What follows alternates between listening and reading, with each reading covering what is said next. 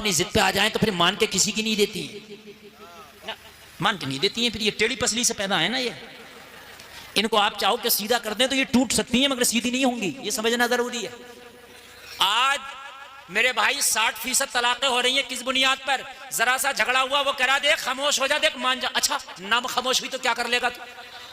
बस यही काम खराब होता है, बस वो यही करता है, फिर तलाक ही देता है और क्या करता है, फिर कहता है कि हजरत गुस्से में दे दिया था मैंने, है ना। फिर मोहतरमा को भी समझ में आ गया ये नहीं होना चाहिए था, उन्हें भी समझ में आ गया नहीं होना चाहिए था, फिर भागते मौलवी साहब के पास, हजरत ये बताइए हमने तलाक गुस्से में दे दिया था, हो गया। मेरे प्यारे, मोहब्बत में कौन तलाक देता? गुस्से में ही तो तलाक होती है।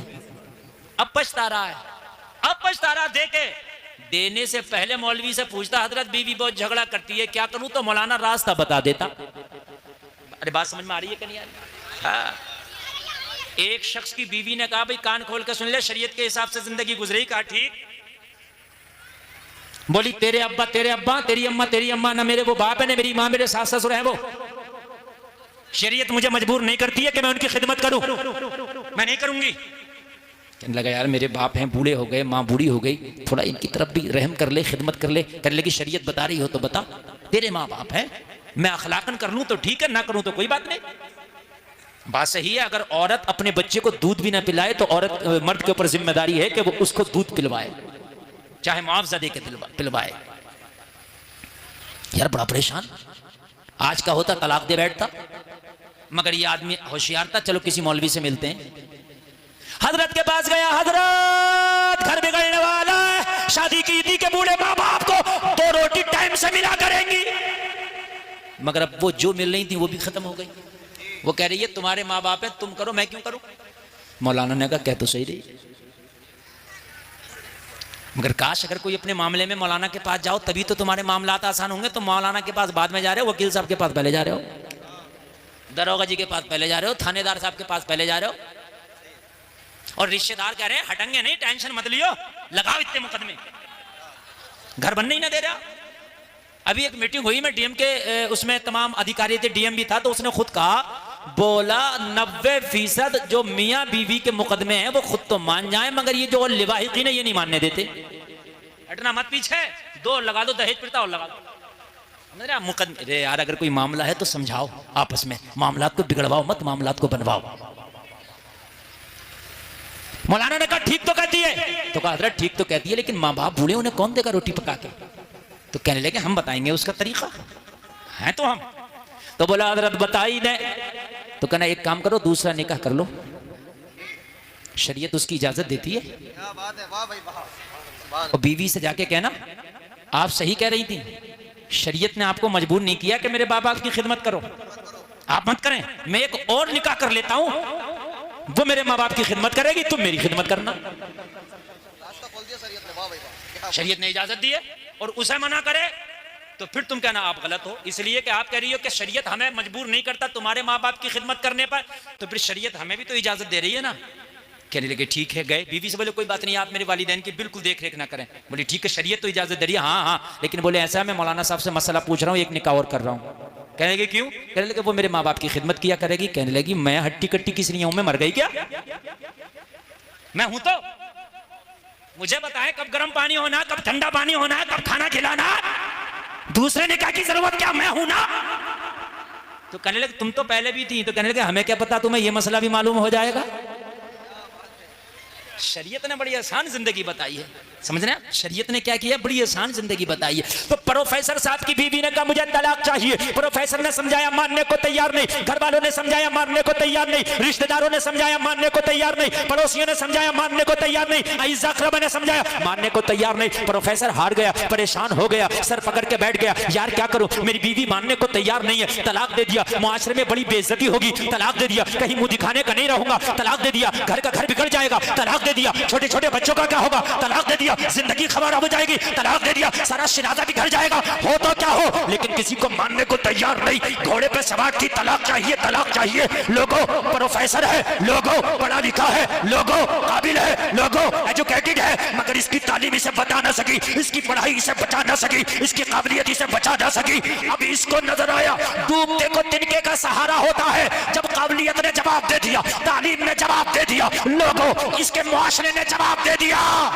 तो इसके दिल में आया, मुसलमान कहता है कुरान में हर समस्या का समाधान है। मुसलमान के पास चलते हैं, किसी आलिम कुरान के पास चलते हैं, किसी आलिम दीन के पास चलते हैं और जाकर के मालूम करेंगे कि कुरान में हर समस्या का समाधान है, हर परेशानी का हल है। तो ए आलिम कुरान ये बता कि ये मेरी समस्या कैसे दूर होगी। है ईसाई लेकिन मदद के लिए कुरान नजर आ रहा है, और हम हैं मुसलमान और हमें बॉलीवुड नजर आता है, हमें हॉलीवुड नजर आता है। हम मुसलमान हैं, हमें दुनिया नजर आती है। वो ईसाई है, जब सारी चीजों ने दम तोड़ दिया तो फिर उसे कुरान नजर आया। तुम्हारे तो घर में सब कुछ है, तुम्हारे तो पास अल्लाह ने सब कुछ दिया है, लेकिन मेरे भाई जब तुम अपने हथियार को इस्तेमाल ही नहीं करोगे तो फिर इसमें गलती किसकी है। कुरान को इस्तेमाल करो ना। जिस कुरान को पढ़ के सहाबा ने पूरी दुनिया पे हुकूमत कर ली, उस कुरान को तुमने ताक़त में रख दिया। कभी जुमा में पढ़ा नहीं तो वो भी नहीं पढ़ा। जलसे में आने वालों, इस वक्त कोई हिंदी पढ़ा हुआ है, कोई इंग्लिश पढ़ा हुआ है, कोई उर्दू पढ़ा हुआ है, और आजकल यूट्यूब और नेट का जमाना है। जिंदगी में एक बार तर्जमे वाला कुरान जरूर पढ़ो, ताकि पता चले कि कुरान में है क्या क्या। खाली बगैर तर्जमे का नहीं, बल्कि तर्जमे वाला कुरान पढ़ो। चाहे हिंदी में तर्जमा पढ़ो, चाहे इंग्लिश में उसका ट्रांसलेट पढ़ो। और अगर आपको पढ़ना नहीं आता तो यूट्यूब पे किसी सुन्नी आलिम का तर्जमे वाला कुरान सुनो। आपको पता तो चलना चाहिए कि नबियों का किस किस नबी का किस्सा बयान किया गया, अल्लाह ने कुरान में क्या क्या बयान किया। अच्छा, पूरा कुरान तर्जमे के साथ पढ़ोगे, पूरा कुरान तर्जमे के साथ सुनोगे तो पूरा कुरान याद ना भी रहेगा तो 10% तो बातें याद रहेंगी। 10% ही तेरे लिए काफी है। लेकिन इस पूरे मजमे में शायद कोई एक आध बंदा निकल आए, खड़े होकर कह दे हजरत मैंने पूरे तर्जमे के साथ कुरान पढ़ रखा। शायद गालियां तर्जमा तो तर्जमा, हमारी माँ बहनों को तफसीर के साथ गालियां याद होती हैं। और चुगली तो ऐसी ऐसी चुगली लगा लगा के उसमें बुन बुन के कर देगी। चुगली ऐसी चुगली कर देगी कि एक हुई होगी तो उसके अंदर 20 बेहुई लगा देगी, समझे। और अगर इससे बात पूछने पे आ जाए कि ये बता तूने जो ये बात कही है ये बात कहां तक सही है, अगर बात पुछवा दी जाए और जब बिल्कुल झूठ निकले तो क्या हम क्या करें, हमने तो सुनी थी। तो तूने सुनी हुई क्यों आगे बयान कर दी भाई? तूने सुनी हुई क्यों आगे बयान कर दी? ये राइट तुझे किसने दे दिया? इस्लाम से दूर रहोगे, कुरान से दूर रहोगे तो यही तुम्हारी जिंदगी का शियार बन जाएगा। तो लोगों की बुराइयां करते फिरोगे। अगर कुरान का दामन पकड़ोगे तो लोगों की बुराइयां नहीं करोगे, बल्कि लोगों की बुराइयां दूर कराने नजर आओगे। नारे तकबीर, नारे रिसालत, मसलके आला हज़रत ख्वाजा का हिंदुस्तान का सुन्नी मुसलमान उलमाए सुन्नत। कुरान से दूर रहोगे तो सिर्फ लोगों की बुराइयां करते नजर आओगे। इसकी बुराई, उसकी बुराई, इसकी चुगली, उसकी चुगली। अगर कुरान से करीब रहोगे तो लोगों की बुराइयां छुड़ाते नजर आओगे। बुराइयां छुड़ाओगे लोगों की, और ऐसी छुड़ाओगे कि जैसी गौसे आजम ने छुड़ाया। डाकुओं के पास गए तो वली बना दिया। सुभान अल्लाह। छुड़ाओगे और कुरान से दूर रहोगे तो बुराइयां करोगे। अब तुम्हें अपनाना है कि कौन सी जिंदगी अपनाओगे आप? प्रोफेसर ने मौलाना से कहा हजरत कि बीवी का तलाक रुक सकता है कुरान के जरिए। मौलाना ने मुस्कुरा के कहा कुरान तो बड़ी चीज है, तेरी बीवी का तलाक तो मेरे नबी की हदीस रोक देगी। यार जोर से बोलना सुभान अल्लाह। सिर्फ बच्चे ही बोल रहे हैं, बड़े बड़ों ने तो ये सोच लिया कि हमें तो ना बोलने की जरूरत है ना कुछ समझने की। अच्छा, बच्चों को आगे भी बिठा दिया। ये काम बच्चों का नहीं है, ये काम बड़ों का है। मैं बच्चों को कम और आपको ज्यादा आज समझाने लगा हूं। मौलाना ने मुस्कुरा के कहा कुरान तो बड़ी किताब है, मेरे नबी की एक हदीस पे जाके अमल कर ले, तेरी बीवी का तलाक रुक जाएगा। प्रोफेसर ने कहा मौलाना मजाक तो नहीं कर रहे हैं, मेरी बीवी का तलाक मेरे खानदानी ना रोक सके, मेरी बीवी का तलाक मेरे रिश्तेदार ना रोक सके, मेरी बीवी का तलाक मेरे घर वाले ना रोक सके, मेरी बीवी का तलाक मैं ना रोक सका। हम आजिज आ गए, बीवी मानती नहीं। आप कहते हो नबी की हदीस तलाक रोक देगी? कहा हाँ। मेरे नबी की बात में इतना पावर है, अमल तो करके दिखा, फिर देख कैसा कमाल पैदा होगा। हम तो दूर हैं, हम तो मुसलमान हैं, हमें तो पानी भी पीने का पता नहीं कि सुन्नत तरीका क्या। गधे और खच्चर और बैलों की तरह खड़े खड़े पी रहे हैं, खाना भी खड़े खड़े खा रहे हैं, सर पे टोपी रखना समझते हैं तो मुल्ला जी का काम है, तो इमाम साहब का काम है, हाफिज जी का काम है। हम तो ऐसी बदमाश लोग हैं, हम तो ऐसे कैसे भी खा ले। क्यों खा ले? मुसलमान तू भी है, मुस्तफा का कलमा तूने भी पढ़ा है, जन्नत तुझे भी चाहिए। अगर पानी के 2 घूंट भी पीना तो ये देख मेरे नबी का तरीका क्या था पानी पीने का। अगर नबी के तरीके पे तूने पानी पी लिया, सुन्नत की सुन्नत अदा होगी, इबादत की इबादत हो जाएगी। मौलाना ने कहा घर चला जा, तेरी बीवी का तलाक रुक जाएगा। कहने लगा हजरत वो नबी की हदीस तो बताएं। कहा जा मेरे नबी के सुन्नत तरीके पे बस खाना खा लेना। क्या कर लेना? किस तरीके पर खा लेना खाना? जोर से बोले, सुन्नत तरीके पर। नबी के सुन्नत तरीके पर अगर तूने खाना खा लिया तो तेरी बीवी का तलाक रुक जाएगा। तो कहने लगा हजरत मुझे बता भी तो दे, मैं प्रोफेसर जरूर हूं, मैंने दुनियावी तालीम जरूर हासिल की है, मगर अभी नबी का सुन्नत तरीका खाने वाला मुझे याद नहीं है। तो मौलाना ने कहा सुन, घर जाना और घर जाने के बाद में तू खाना तनहा ना खाना, अपनी बीवी को साथ में लेके खाना खाना, इसलिए कि मिल के खाना खाना मेरे नबी की सुन्नत है। पहले लोग मिल के खाने खाते थे, आपस में मोहब्बतें होती थी। पहले लोग एक बड़ा तबाक होता था, उसके अंदर मिल के 5-4 लोग खाना खाते थे, मोहब्बतें होती थी। अब तो अलग अलग चल रहा, अब तो डिस्पोजल चल रहा, खाओ फेंक दो। मोहब्बतें भी ऐसी चल रही हैं, मिलो बात खत्म। पहले होती थी मोहब्बतें, अब नहीं है, सब खत्म हो गई है। का मिल के खाना खाना, बगैर बीवी के खाना नहीं खाना। पता चला अपने घर में हो तो मिल के खाना खाओ, बीवी है तो बीवी के साथ खाओ, माँ है तो माँ के साथ खाओ, बाप है तो बाप के साथ खाओ, बहन है तो बहन के साथ खाओ, भाई है तो भाई के साथ खाओ, औलाद है तो औलाद के साथ खाओ। मगर ये मुआशरा उल्टा है। हम दुनिया के साथ खाएं कोई बात नहीं, अगर कोई बीवी के साथ खाने लगे तो कहते जा ये मियाँ ये जोरू का गुलाम हो गया। अरे मियाँ किसी गैर के साथ थोड़ी खा रहा, अपनी बीवी के साथ खा रहा। अम्मी आयशा फरमाती हैं कि मैं जिस कटोरे से पानी पीती थी मुस्तफ़ा उसी कटोरे से पानी पीते थे। अम्मी आयशा फरमाती है कि मैं जिस जगह से कटोरे से मुंह लगा के पानी पीती, मेरे नबी उसी जगह से मुंह लगा के पानी पिया करते। अगर आज पी ले, चूंकि उल्टा है निजाम है ना, उल्टा हिसाब। भाभी से मजाक कर रहा तो कोई कुछ नहीं कहेगा, सबकी आंखें फूट गई। तो भाई ये क्या हो रहा है, ये क्यों इस औरत से मजाक कर रहा? तो पता क्या कहते हैं, अरे मौलाना यार हट जाओ, ये देवर भाभी हैं। तो जब पता नहीं है कि देवर भाभी की मजाक हराम है, जो जायज काम है उस पर उंगलियां उठ रही हैं। अगर कोई अपनी बीवी के साथ खाना खाने लगे तो मजाक बनाया जाता, मियाँ ये तो जोरू का गुलाम है, बगैर बीवी के खाना नहीं खाता, बीवी शर्म से खाना नहीं खाती, मजाक बनाया जाता है। शौहर अपनी बीवी के साथ जाकर भी खाना नहीं खाता, मजाक बनाया जाता है। देवर भाभी से मजाक कर रहा तो लोग करें ये तो हक है इनका। निज़ाम मैकदा को जिस तरह बिगड़ा है साकी, उन्हीं को जाम मिलता है जिन्हें पीना नहीं आता। मुझे जरा बताएं, इस्लाम ने सबसे हार्ड अगर पर्दा बताया है तो भाभी को देवर से बताया है, सबसे हार्ड पर्दा। बहनोई से साली का पर्दा सबसे हार्ड। लेकिन मुआशरे में सालियां भी मजाक कर रही हैं। सालियां की तो मजाक की बात छोड़ दें, दूल्हा मियां जिस दिन आए थे निकाह भी नहीं हुआ था, फूलों की डलिया लेके वहां गांव के पीपल्स आने के रोड पे बाहर खड़ी हो गई थी दूल्हे का इस्तकबाल करने। मैंने कहा तुम क्या करने आई हो? कहा दूल्हे का इस्तकबाल करने आई है, पूरे मोहल्ले की लड़कियां आई हैं, हम तो डूबे हैं सनम, तुम्हें भी ले डूबेंगे, खुद तो डूब ही रही हैं। पूरे मोहल्ले की लड़कियों को जाके वहां खड़ा कर दिया। अच्छा कोई मना भी तो नहीं करता, कहते हैं लड़कियां इस्तकबाल करेंगी, तुम क्या मर गए? तुम इस्तकबाल करो ना। अरे लड़कों का इस्तकबाल, दूल्हे का इस्तकबाल लड़के करें, मर्द करें। अगर दुल्हन का इस्तकबाल लड़की करें तो कुछ समझ में भी आता है। कभी दुल्हन का इस्तकबाल लड़की कर रही है कोई बात नहीं है, समझ में भी आता है, लेकिन दूल्हे का करती हैं लड़कियां, अजीब मसला है। कहा सुन्नत के मुताबिक खाना खाना, कहा कैसे? कहा बीवी को साथ में लेके, सर ढाक के, दस्तरखान बिछा के, जो मोटी मोटी सुन्नत है ना खाने की बता दिया, जा तेरा तलाक रुक जाएगा। घर गया, बीवी ने देखा आ गया प्रोफेसर। कहा प्रोफेसर साहब तलाक कब देंगे? कहा 3 दिन की मोहलत दे दो। कहा 3 दिन के बाद? कहा 1 मिनट की मोहलत नहीं मांगूंगा, तेरे मुताबिक तुझे तलाक दे दूंगा। कहा जहां तेरे साथ इतने साल गुजारे हैं तो 3 दिन तो कांटों पे भी गुजार लूंगी, कोई बात नहीं, लेकिन 3 दिन के बाद कोई हीला बहाना नहीं चलेगा। हाय हाय, इसे क्या पता है आज मुस्तफ़ा की शरीयत पे ये भरोसा कर बैठा है।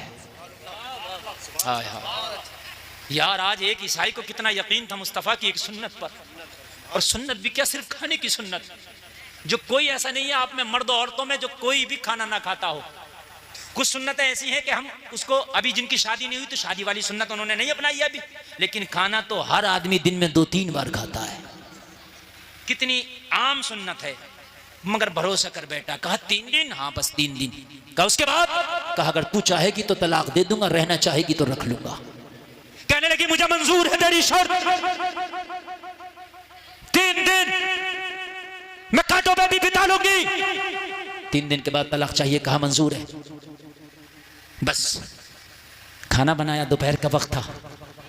कहने लगी प्रोफेसर खाना खा लो, अब तो 3 दिन की बात है, इन हाथों के बने हुए खाने बस 3 दिन तक मैसर है, उसके बाद नहीं मैसर है।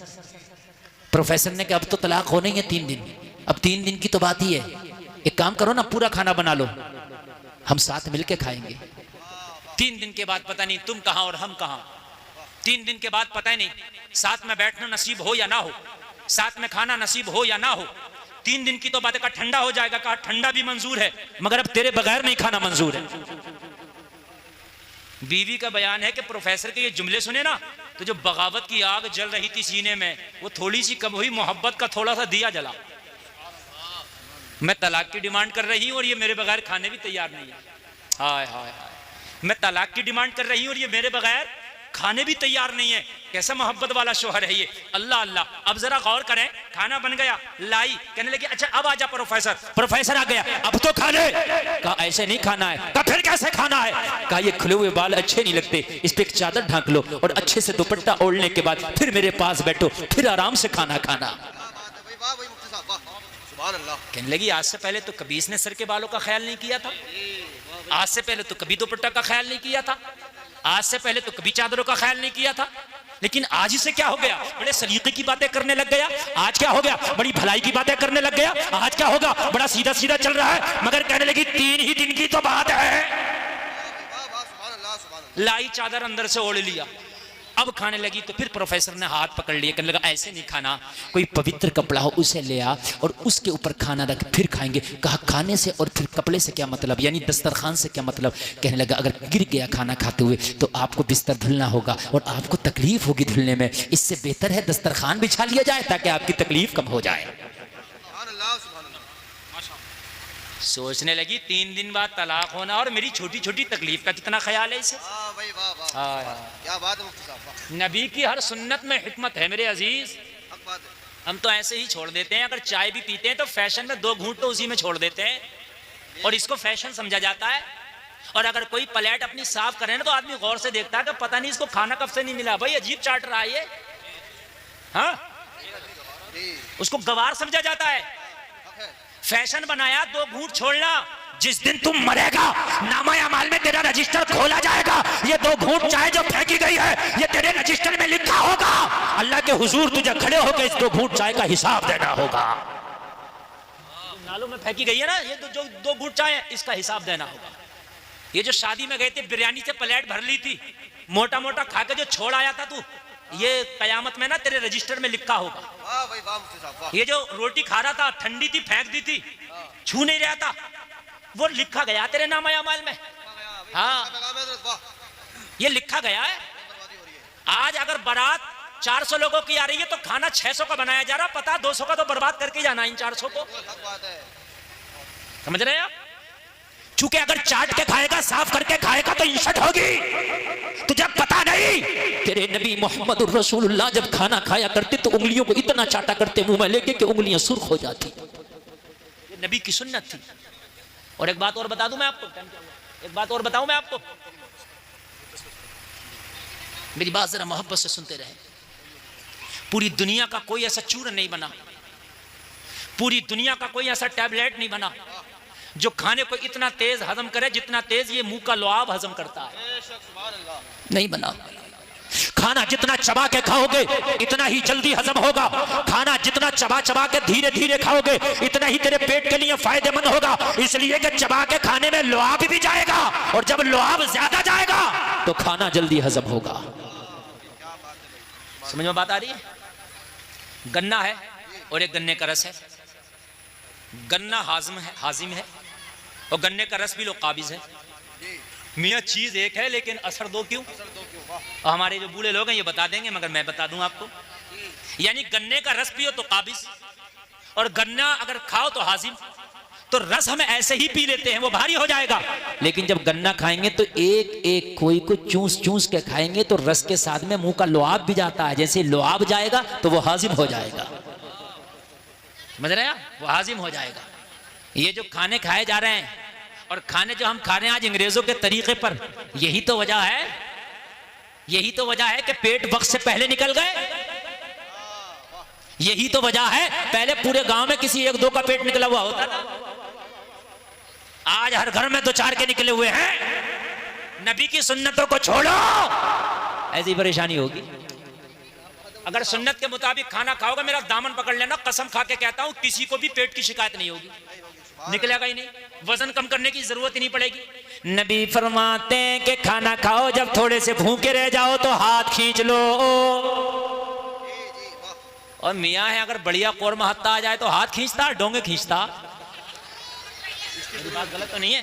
वाह भाई मुफ्ती साहब वाह, तवज्जो फरमाओ, क्या मशवरा हो रहा है? नारे तकबीर, तकरीर होती है ना, तो बात अकबर, बहुत कर रहा गुजरता। अल्लाह अकबर, या रसूल अल्लाह जिंदाबाद। अगर सही कोरमा हाथ लग जाए तो हाथ नहीं खींचता है, डोंगे खींचता है। हाँ मेरे अजीजों, ज्यादा खाना कमाल नहीं है, कम खा के हाथ खींच लेना ये कमाल है। ये रात को नींद भी सुकून से आएगी, वजन भी नहीं बढ़ेगा। अब खा उल्टा सीधा रहा, फिर वजन कम करने की दवाई खाना कि वजन कम हो जाए। सुन्नत को छोड़ोगे तो ऐसी परेशानी होगी। ये सुन्नत है, समझे आप? लेकिन कौन सुन्नत को अदा कर रहा मियाँ भाई? कौन देख रहा सुन्नत किधर है? जो हाथ लगा, जितना हाथ लगा, जैसे हाथ लगा खा लिया। पकौड़ी हाथ लगी, पकौड़ी उड़ा दी। फ्राई हाथ लगी, फ्राई नहीं छोड़ी।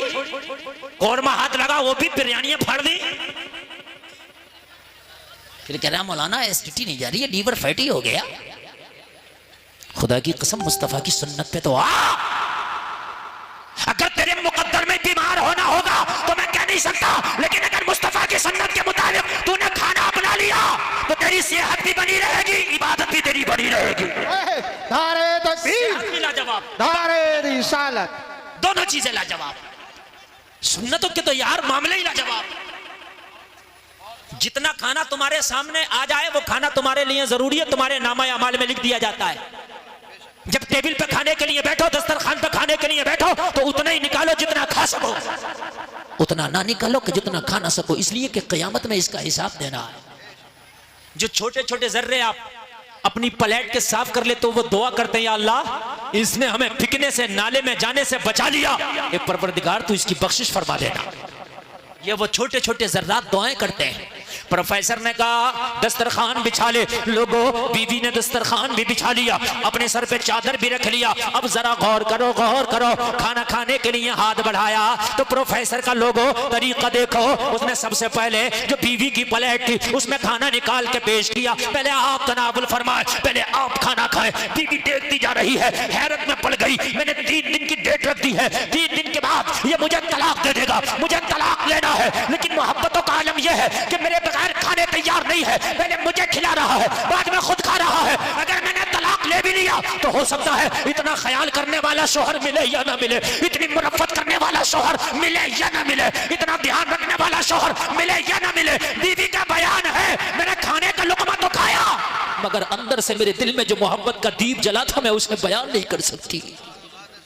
मेरा दिल मलामत कर रहा था, तू ऐसे शोहर को छोड़ने के लिए चली है कि जो तेरी छोटी छोटी बातों का इतना ख्याल करता है, जो तेरी छोटी छोटी बातों का इतना ख्याल रख रहा है, तू उससे तलाक चाहती है।